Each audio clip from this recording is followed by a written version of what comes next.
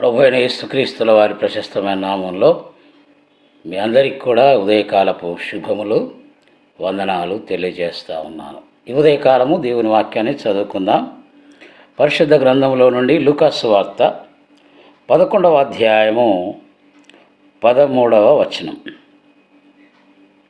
పరలోకమందున్న మీ తండ్రి తన్ను అడుగు వారికి పరిశుద్ధాత్మను ఎంతో నిశ్చయముగా అనుగ్రహించును అనెను.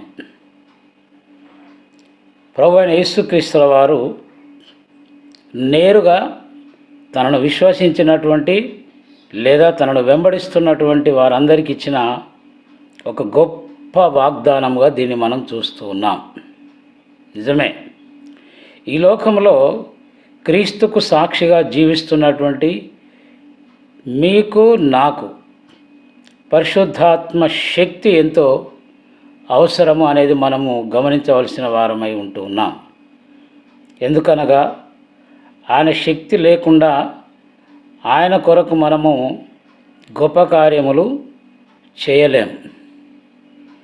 ఆయన మహిమార్థం అద్భుత కార్యాలు సూచక్రియలు జరగాలంటే ఆయన శక్తి చేత మీరు నేను నింపబడిన వారముగా ఉన్నప్పుడే అది సాధ్యమవుతుందని ఇక్కడ మనం గమనించవలసిన వారమై ఉన్నాం.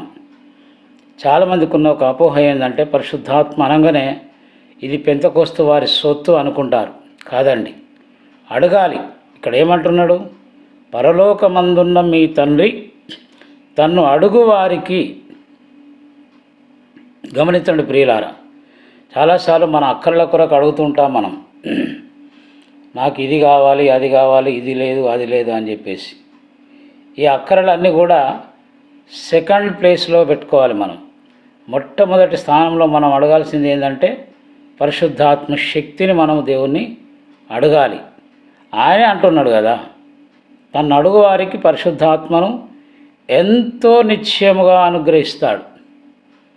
కాబట్టి ఇంతవరకు మనం ఒకవేళ పరిశుద్ధాత్మను అంత తీవ్రంగా పరిగణించినప్పటికీ ఈ రోజు నుంచి అయినా, అవును ప్రభువా, నీ శక్తి లేకపోతే, నీ ఆత్మ అభిషేకం లేకపోతే నీ కొరకు ఈ లోకంలో నేను బలముగా వాడబడలేను అని గమనించి గ్రహించుదాం.